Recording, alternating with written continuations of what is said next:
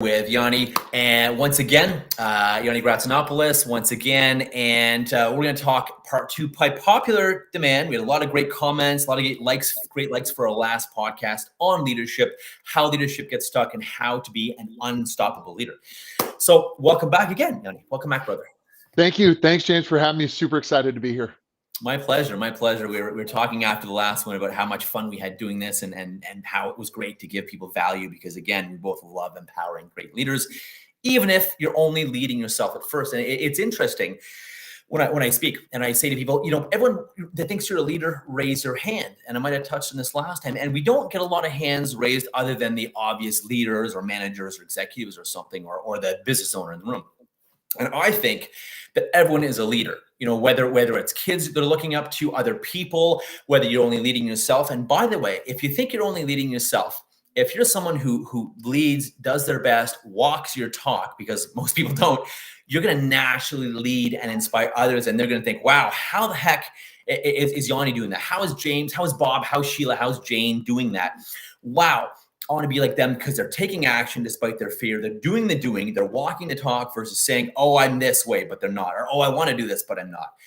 And people will naturally gravitate you and want you to lead them anyway. So being a great leader is like half the thing is just showing up. And the other 80, 90% is really just walking the talk, doing what you say you're going to do when you're going to do it, right? So going back to our awesome conversation in terms of where things get stuck and where leadership gets stuck, I think I'll have Yanni take over for a minute and just let's talk about going from good to great. Let's discuss about that bridge and how personal problems are actually hidden and disguised actually as professional problems, but they're actually personal problems in disguise. And that moment, you have to change. What do you do? How do you change? How do you respond? So again, I thought I'd let you freewheel it here, brother. Give us some great stuff. And just in continuing our theme from last time, what do you think? Well, James, again, I really appreciate it. Welcome to everybody out there in the audience again. And I think you did a great job of highlighting where to kind of start to recap. So if you missed the first one, we'll give you a little intro. Everybody gets stuck. It's human nature to get stuck. What is not okay is to stay stuck. Because like James said, everybody is a leader, even if you just lead yourself. But unless you live in a cave and you don't even have an internet connection, you're going to lead somebody. And sometimes leadership can happen in a moment, right? A lot of times, what's interesting, if you look at natural disasters and emergency situations, the people who lead often aren't the ones who were designated as leaders. They stand up as a natural leader, right? So the opportunity to lead, and maybe sometimes it's just leading with kindness. Maybe everybody else, right? Because humans tend to be like lemmings, like cattle. We follow the people ahead. Who's going to step out and lead with kindness and righteousness and goodness? Okay, so every leader gets stuck. And last time we talked about what that looks like. And as James mentioned, look, you can't be one person at home and one person at work. Who you are, you might say, well, I put on two different personas, but at the core of who you are who you are, right? And so in your leadership, spot on in what he said, that your leadership at work is a reflection of your leadership in person, who you are as a person. And so for most people, that's the first bridge, if you will. And that's the first place to go and to look at is, okay, who am I as a person? There's an old story, and for those of you who really like to see the outline, that was the short summary. We're moving into the new stuff now. Right on, brother. So there's a old story, and I don't know how true it is or if it's apocryphal, but a man went to see Carl Jung, the great psychologist, and he was working with Carl Jung was working with him, and Dr. Jung said, "Listen, I want you to go home and spend an hour every day, just with yourself, in silence." And so the man went home. For 2 weeks, I believe he did this. And then he came back. He said, Dr. Yoon, this isn't working. This isn't working at all. This is worthless. Dr. Yoon, unfazed, just calmly said, okay, well, tell me what you're doing. He said, I'm doing exactly what you tell me to do. I go into my study. I go into the retreat. I close the doors. Yeah, sometimes I read Shakespeare. Other times I'll listen to Bach or Beethoven, and I just sit there with myself. And Carl Jung let the man finish, who kind of ranted and raved. He let a little space, and he said, "Sir, I told you to go spend an hour not with Beethoven or Bach or Shakespeare, but with yourself, shutting all those things out." And the man responded to Dr. Jung by saying, "Sir, Dr. Jung, I can think of no worse company." And so a Who lot of people, I think to your point, or they're worried, and I was there too. It's like I had to be with a friend or a date or someone every night because I couldn't be with myself years ago. And I mean, that's a horrible situation to be in. And if people are by themselves, they have to drink or Netflix or TV or booze or drugs or something, because we can't, they can't be with themselves. And that's I think when you can master that and love yourself and love being alone. I love my me nights now. They're so recharging, and I grow so much for them. But to your point, I think that's a big thing for most people. I think it is too. And James, any of your listeners that do a little background check on me, they'll see, I am an ordained pastor. I have those religious roots. I'm doing ministry coaching. And so, I- you know, I would say spending that time with Jesus. Some people would say spending that time with, right? So that's the other piece is understanding where that peace comes from, Mm. understanding, right? Because it's not enough even just to spend that time with yourself. But what I'm saying is getting back to the foundations of what is truly important, letting that seep into your soul, because to your point, these leadership problems begin as personal problems. Yeah. Now, where we left off last time was identify, okay, so you're on the side of the road and you're stuck, right? Whatever that is, if it's in leadership, your organization, the culture's garbage, your profits aren't happening, people aren't coming, you're not selling. I mean, operations is a disaster, you're losing customers, or even in your personal life, even volunteer work, right? It's something's just not working. Yeah. You always start with leadership first. It all rises and falls on leadership. And how can I say that? Because I've seen it, Mhm. because Yeah. I've Yeah. studied it, Yeah. right? Again, for me, my greatest people will ask me, well, what's one of the best books I can read on leadership? Again, I'm going to come from my background and experience. I learned so much of what I'm saying from the Bible. There's a lot of John Maxwell is again fabulous. We Yeah. can go down a bunch of books, but the point is this: start with leaders, start with yourself, look in the mirror, spend some time with yourself, get back to your roots, whether that's spending time with God or whatever that is for you. And I'm always happy to talk about that. But then identify where you're stuck. Yeah. And James, you and I were talking about this at the beginning, why you're stuck. This is really important. Okay. Why is the biggest? It's the most important thing, because there's so much how, and the how is I could be doing this or that, or what do I do, or how do I lead? The more is why. Why the hell do you want to lead? Why do you want this or that? Why do you want to help people? Why do you want anything or everything? And because that's gonna give you the how, and it's gonna give you the what, all the details and the stuff people worry about before they even know why the hell they want to do something. Well, it's true. And so let's take that, let's put that into an analogy. You're in your vehicle and you're stuck on the side of the road. Now, everybody just imagine a picture in their head. And some of you imagined your vehicle's in a ditch. Some of you imagined it's in the snow. Some of you imagined, you know what, it isn't working. Some of you imagine, well, we'll get to what some of you imagine, right? So, but let's walk through this for a second. First, and we talked about this last time, if you didn't mean to get there, if it wasn't your fault, if you got sideswiped or ran off the road, you're a victim. And that's important because as a victim, power was taken from you, and you may need somebody else's help to restore that power. In the idea of a vehicle, it's a tow truck, right? So you come in, you get the tow truck, they pull you back out onto the road, and maybe that's all you need. It may need to be a tow truck and a mechanic, right? So understand, well, I didn't do this. Whether it's a government decision or the market shifts, or it can be COVID or the environment or anything. any of that, right? Anything, exactly. So understand, and this usually for most people, they realize, okay, this wasn't my fault. I need help. Now, for some leaders, and this is where it becomes, right? This is where the why becomes big. They're looking at, and they're feeling like everybody's looking at them and saying, you have to have the solution every time. If you're in that situation, can I just tell you, that's a lie that will crush you. You will not win. Correct. There's no responsibility taken. You know, that's a lie. It's not and it's no one's fault. I want to be clear that we don't need to get into faulting and feeling bad and grief and guilt, because it just brings us down. It doesn't do anything. Trust me, I used to be the king of that, feeling bad or feeling crappy because I didn't do something that I wanted to do or said I was going to do. Right?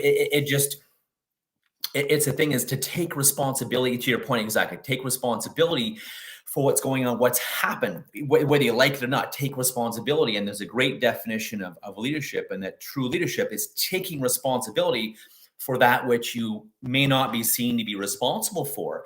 It doesn't mean you have to do it all yourself. A great leader knows how to delegate, knows how to ask for help. And that's the thing too, and not asking for help, which is for some reason, most people's modus operandus or mode of being is not asking about, but I'm going to do all this myself, or screw everyone, or I don't need anyone's help, or whatever toxic mindset that is about doing it all. No one achieves anything of huge significance or greatness or big business or makes a lot of money all on their own. It's with mentors, teams, vendors, support systems, guides, friends, other people you talk to, like Yanni and I, we chat, and I have lots of great people I talk to. Hey, this isn't working. What do you think of this idea? Or this didn't work the way I wanted it. Any idea why, or what do you see here? What's not working? Or is this going to work? Do you think? Is it not going to work? Like no one achieves greatness on their own. I think people either feel I don't know. I love your thoughts on this too, Yanni. I think people either think they have to do it all on their own, either to prove to themselves or prove to someone else that they're good enough, or that they don't think they should ask for help. And even especially us men, men don't ask for directions and all that BS. I'd love your thoughts on that. Why people don't ask for help? Because that's the one thing that can set you free and have you skyrocket to greatness. No one builds a rocket ship on their own. Well, and the key with that is the word prove. Guys, everybody out there, if you feel you need to prove something, then your leadership is an experiment. And what I want to encourage you to do is don't do an experiment on your own, right? Think back to high school chemistry. You were using chemicals, but there were 1, 2, maybe 3 teachers looking over. Okay, whoa, right? Let's not blow up the lab, right? And don't do an experiment on your own, right? If you have something to prove, understand that you are already a dangerous leader. Ain't that the truth? Say that again, brother. If you have something to prove, understand that you are already a dangerous leader. That's so true. And this goes back to what we were talking about before. For most people, if you have something to prove, you're not comfortable in your own skin. Right? So this goes all the way back to being who you are and understanding who you are, right? Because here's what I can tell you. There's one thing. If somebody put a gun to my head and said, change the oil on your car or you're done, I would just look at them and say, can I call my wife before you shoot me? Because I'm not changing I don't know where it's just a little pin that drains. I got nothing. Listen, if I tried to change the oil, the transmission would be on the ground, okay? That is how bad this is. So the reason why I say that is, and people, especially the auto guys, are, you can't change it. I can't, right? You can learn. I don't have time to learn, right? I have time to learn everything. So here's what happens. If my car's broken down the side of the road, I'm not getting out and getting under the hood. In fact, that happened one time. My wife walked over and she goes, what are you looking at?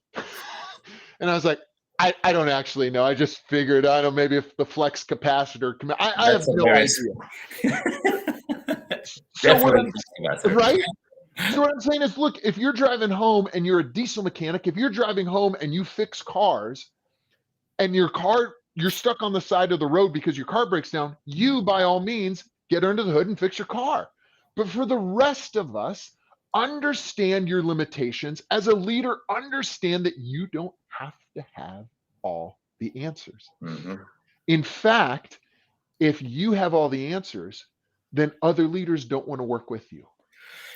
Fair. You're not coachable. You're more of a dominating versus a community, and leaders lead others. Leaders help each other. I think that's one of the traits of a great leader, is to be open and be willing to be wrong, or to learn or to grow. I think that's huge, huge, huge. Let me tell you where I learned this.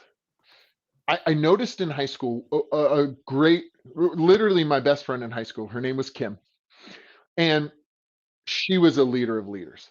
She just had natural born leadership. What I noticed was she didn't set up, and she didn't realize what she was doing. I'm the one that quantified it. But what I noticed is she didn't step in a room and go, "I'm here to lead." She would walk in a room. She was very open with what she needed. She'd walk in a room and say, "Okay, guys, I'm kind of stuck. Who can help me with this?" And do you know everybody's response? "Oh, yeah, I can help you." Exactly. Yeah. That is in our DNA, right? For most people, it's in your DNA to help. What a great leader does is reaches the other leaders around them and says, "Hey, can you give me a hand with this?" Right? And I'm going to tell you, leader, listen to me. I'm going to tell you why. Because it opens the door of reciprocity, which is another human thing, that when they need help, they're going to come to you. Exactly. That's what causes you to be a great leader, right? Yeah. So James, to your point, this is one of the main sticking points. Now, here's where it gets really difficult. And you talked about it, and I love that you touched on it. Sometimes we're stuck not because of mechanical problems, or we got sideswiped, or we're in the snow or the mud. We're stuck simply because we don't know where we are. Okay? I'm not a mechanic. I'm not a counselor. I'm not a psychotherapist, right? I'm not a tow truck. I'm not a mechanic. Those folks, they're there to fix what is broken personally. But as a coach, especially a leadership coach, ministry coach, business coach, what I am is a GPS. And so many leaders just keep driving. Let me tell you something. You are not, if you're a leader, you are not in a two-seater sports car, okay? You're in a semi that has 3 trailers on the back of it, and you've got everybody with you, and their families, and their friends, and their friends' families. They're all affected by your decision. So if you're driving in the dark, in the fog with the headlights off, you're not just taking you over the cliff, you're taking all of these people. Turn on the GPS. Yep. So true. It's so true. It's huge, and I love that you mentioned these points, because I think they're very, very valid. And again, like you said, that human reciprocity. If you help someone, you're willing to help, you're open, they're going to be willing to help you, and they're going to want to help you when you need something. So instead of feeling, oh, am I going to bug someone, or oh, I don't want someone to think I'm dumb, or whatever, you go back to someone you've helped. They're going to be happy to help. Trust me, they'll be very, very glad and very fulfilled. I mean, great leaders are fulfilled by helping people. So you want to be a great leader, help others, and also ask for help yourself, so you can be an even better leader. And even if you don't know exactly what to do, one time you mentioned a car accident earlier. I happened upon a car accident many years ago, and I had literally, basic first aid training, and that's really it. And I just while a lot of people stand around, and you'll see people accidents or someone in trouble, and most people stand around because they're confused or in shock or don't know what to do. I leapt into action. I'm like, okay, I'm going to be the leader here. Because everyone else is just walking, staring, and sitting in their car or standing. I said, okay, there's no cell phone signal. You go that way, and you go get a cell phone signal. You call 911, and you go that way, and you get a cell phone signal. Call 911, and both you come back to me and tell me when you've done it, so I know it's done. You help me hold someone's head. You do this. You take care of this person in it. I had no idea what I was doing, but again, taking charge and taking responsibility for that situation. that's all I'm okay. Someone's going to get hurt, or someone may die, or something worse may happen if we don't get people here. So taking responsibility was what I did. I had no idea what I was doing, and neither do most. Most leaders are making it up half the time, anyways, or more than half the time, right? Do we know exactly what to do? And that's another pre-frame for people that, well, I don't know exactly how to do it, or exactly what I'm doing. That's why we ask for help. No leader knows everything, knows exactly what to do at every single time. Most of us in business or leadership or life are making it up as we go anyways. We know some stuff, and then as we grow, we're making it up, I think, along the way, or at least some of it, right? I could be wrong, but. No, and you said something interesting at the beginning of your story. Did you say you did or did not have basic first aid training? I did. I had basic first aid, and that's really it. But I didn't, other than telling people how to hold a head, or I was holding some guy's head, or looking at the car, and I'm like, okay, if this thing starts on fire, you're coming out. Even his leg was broken, right? I said, if this is on fire, you're coming out of here. Is it okay? Do I have your permission? You're coming out of here one way or another. I know his leg's broken. It's gonna hurt like hell. But if this thing, because it was smoking, and I'm like, oh my god. Yeah, right.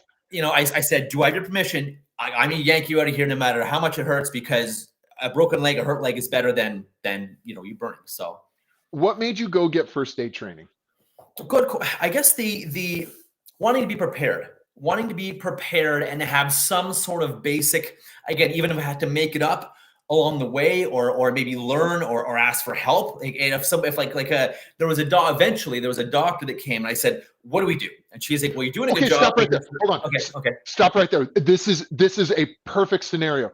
So look, if you're a leader and you are realizing, it's on listening to this podcast, I just realized I'm a leader, right? It's literally right now. Or you're like, oh my gosh, I'm a leader. This should be this concept to you of, I need to get basic first aid training, right? I need to, whether that's reaching out to James or reaching out to myself for leadership, or it's a book, or any of the books we've talked about, right? So any of those things, the know-how, yeah, any of that, right? And so that's the first step, right? Now, most leaders have a basic understanding, but to James' point, he's like, well, there's difference between doing first aid in a class and being on the scene, right? But his training kicks in, he's directing traffic, he's doing things. To his point, he's making something happen. So for those of you that are in leadership and you feel stuck, that's why I keep saying, don't stay stuck. Get into action. You think, well, what action do I do? Look at what he just stepped back on the training that you have, look in the mirror and evaluate, okay, hold on. What was I taught to do? Has anyone called 911? Okay, you guys go call them, hold the head. And you might be thinking, but that's nothing. Start with the basics to get unstuck, right? Now, all of a sudden you realize, all right, it's smoking, this guy's bleeding, I've done the basics, I need more. And then what did you, this is where the crux of leadership.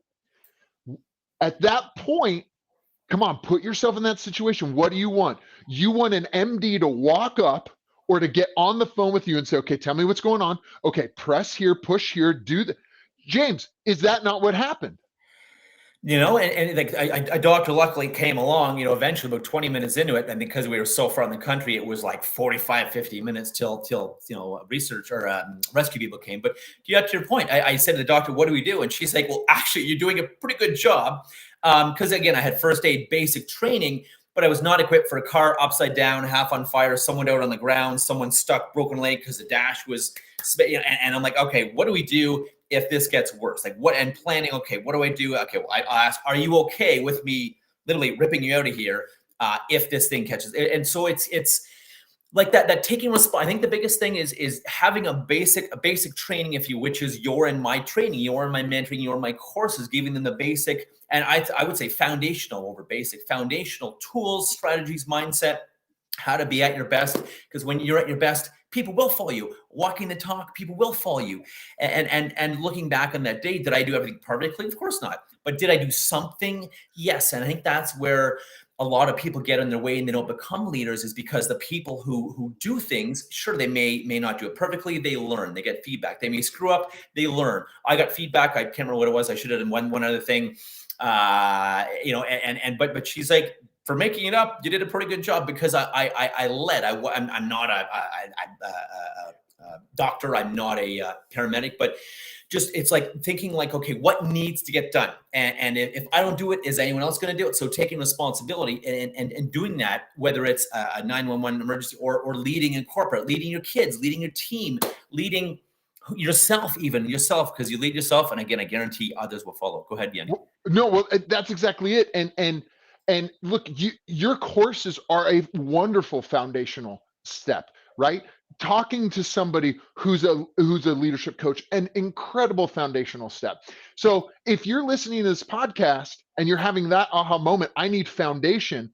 This podcast is a foundational step, exactly. right? Exactly. Okay, then now you're a leader and you get stuck and you're holding the head where you're on the side of the road and you don't know where you are. And James, you could have looked at the doctor, and this is where most leaders go wrong. You could have looked at the doctor and said, got it, don't need you, you can leave now. You can look at your phone and the GPS and go, I don't need to turn that on. And that's the moment. That's the moment of pride, where leaders cross the line and take everybody else with them. And James, you said something really important. Well, wait, no one person knows how to do things. So then who are you, Yanni? Yeah. Right? Yeah. Guys, that's why there's a Yanni and a James. I don't do the leadership and the NLP and the program stuff that James does. I don't. That's why we pair so well. That's why we work together so well, right? Yes, right? So this is important. You may need 2 GPSs because one's going to lead you here and then one's going to lead you in the new neighborhood. Fact of the matter is, listen to what James said. He didn't just need a doctor. Even the doctor needed EMS to keep coming. The doctor needed the paramedics because they had all the stuff. And the tools, right? Resources, if you will. Yeah. Yes. What's the paramedic's job? To get them to a doctor, but not just a doctor, at a hospital. So there's a staircase of, like, that poor person needed James to come along and take action and lead. James, then as the leader, needed the doctor come along and say, okay, 80% good. Here's the other 15%. We can only get to 95 until the paramedics come. The paramedics are still not this guy's solution. They got to get this guy to the ER, who may still not be this guy's solution, right? So you're talking 5 sets of leaders before this person gets to the point where they're restored and back on track. Leader, that is you. You might be James, but for a lot of you, you're the guy. Some of you need to reach out and just get your neck in a brace and then have the doctor come. There are leaders in place to help. And this is where, and James, it comes full circle to what you said at the very beginning. Responsibility and action. So many times as leaders, we think, I lead an organization, and we put the name on the organization, the business of. And here's what I need you to do. Leader, especially if you're in an office, which I know a lot of us aren't, but if you have a picture, if you have anything, the next Zoom call you're on, look at all those faces, multiply them by 5, 3, because they represent families. Exactly. Families of families. Colleagues, friends, exactly. Affecting their wife, who affects another business or organization or a husband or whatever, whoever. Yes. Yeah. You lead that, not Coca-Cola or Nike or whatever massive company you lead. You lead the people. And the moment that you attach human faces, right? Because if you've ever, and this is kind of a weird place for me to end this, but it's fitting. I love it. If you've ever studied any negotiation, one of the best places to study negotiation is from a hostage negotiator. And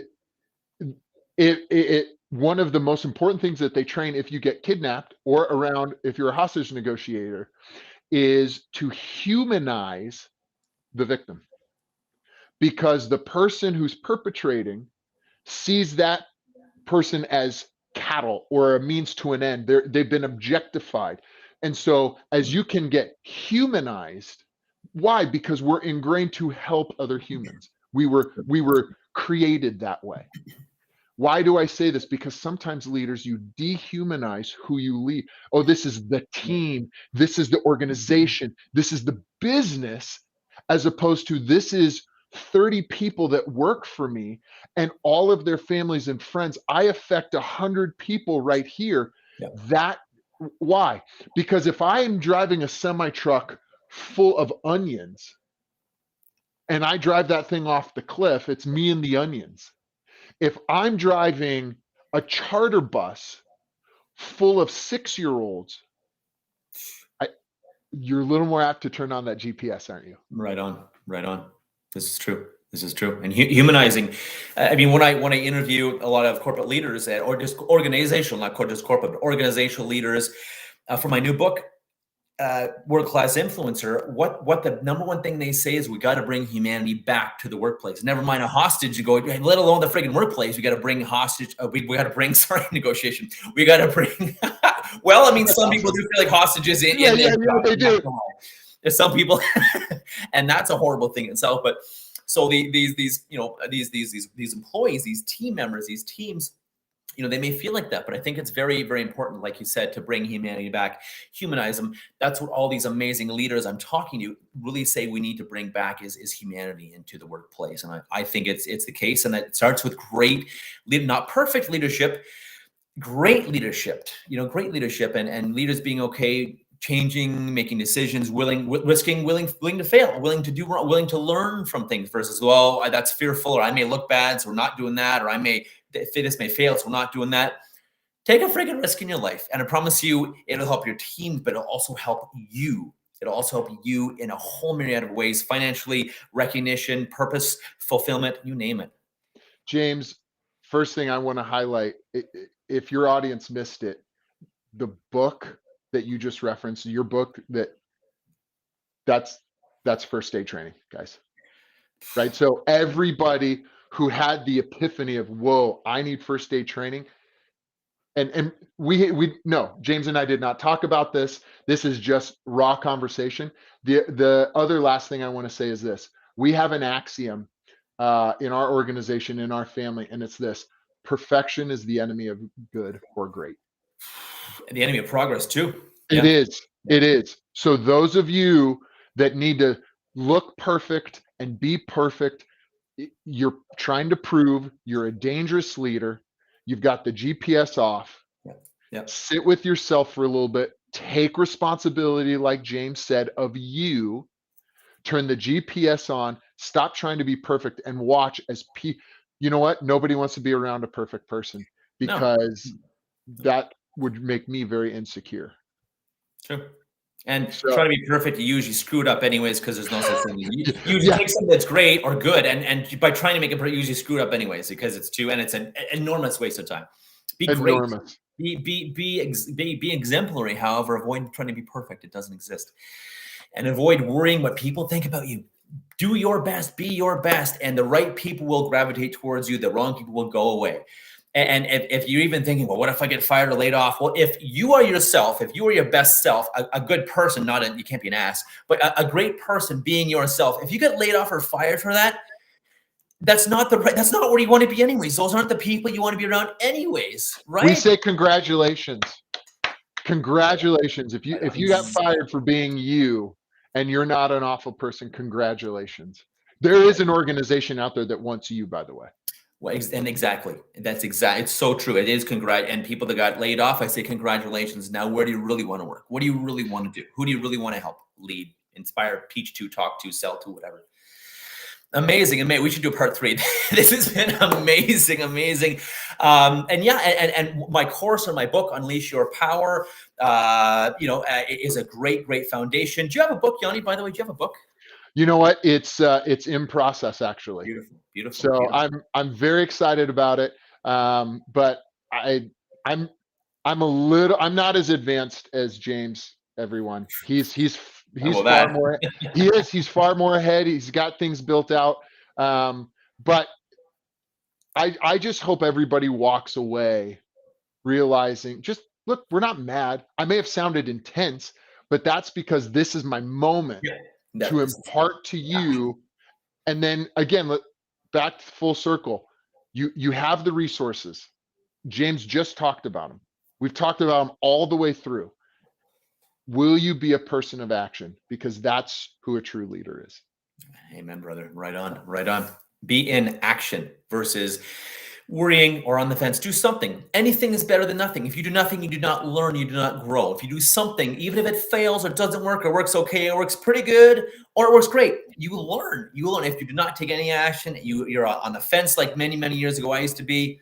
You learn nothing, you grow nothing, you develop nothing, and you probably leave nothing. And you're certainly not going to get a raise or promotion or more clients or more recognition or more sales. It's not going to happen. So actually, that's the only place I will disagree with you. Okay, you okay, lead, go ahead. You lead. You're leading all the other people on the fence with you. That's a good point. That's a fair point too. That's a fair point. Which is not a good thing, obviously. But you are still leading. You are still leading. It's just in the wrong direction. You need James' program. You need his book. You need my coaching. Right. Talk to Yanni. Guys, or candidly, like I said, read a John Maxwell book. Go back to the Bible. Sit with yourself. You'd be surprised how much comes out when you just take a moment. Just maybe that's the first place to start, James. I would recommend. I mean, Leonardo da Vinci, Einstein, everyone. Edison said my biggest things were in the bathroom, on the toilet, or when I was relaxing, or when I was chilling, because that's when. So taking a minute, being okay, being with yourself, and if you're not, then that's probably the first place to start, because it's a life-changing thing if you be okay being yourself. That will reflect in everything in life. All right. I know I've said last thing. I have one more tip. I'm sorry. It's just so good, James. And again, it's like it's in me too. Exactly. Yeah. Despite myself, I can't help. Go ahead. So I had a friend who rose through the ranks in an organization that we were in, and still is rising through the ranks. And one of his secrets, hopefully he doesn't get mad at me for this if he ever hears this, but one of his secrets is he would spend 20 minutes. He would sit in a real quiet place, have a pen and a notepad. And he wasn't trying to focus or do anything. He would let his mind go. He'd watch the birds, he'd do this. But he'd have that pen and notepad, because inevitably these ideas would start to come.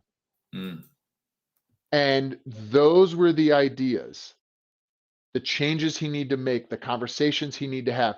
That's what catapulted his leadership. Interesting. Always writing down ideas, asking. I was always a kid that asked why, so that's naturally helps me succeed. No. Yeah, exactly. Go figure. Surprised?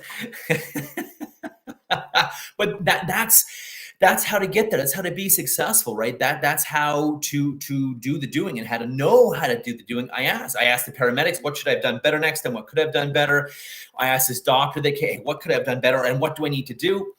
As a metaphor to business, life, martial arts, whatever, dating, whatever it is, just ask and be okay asking for help. That's like probably the number one thing that keeps us stuck, is not asking for help, or thinking we have to do it on our own. Or if I ask for help, that means blank, a bad thing about me. Or if I ask for help or don't know everything, that means blank. And it's all BS. It's all BS. It's all programming. No one does anything wildly successful or achieves greatness all on their own. It's been awesome. We'll do a part 3 sometime. It's been awesome, Yanni. Again, people, you can reach Yanni obviously on the web here, by phone there, and of course the email there as well, right down there. I'll reach out to him. Again, between himself and a lot of his kick-ass leadership coaching, between my foundational leadership and becoming unstoppable course, we're a powerhouse. We love doing this. It's tons of fun, and we support each other, just like I think everyone should do, or should, but optimally would do to get optimal results. Support each other. Brother, it's been a pleasure again having you here. Thank you so much. Love your vibe. Love your energy. We think alike. We're brothers from another mother, and I appreciate it. And I hope everyone's got a lot of value from this one too. Thanks, James. Bye, everybody. My pleasure.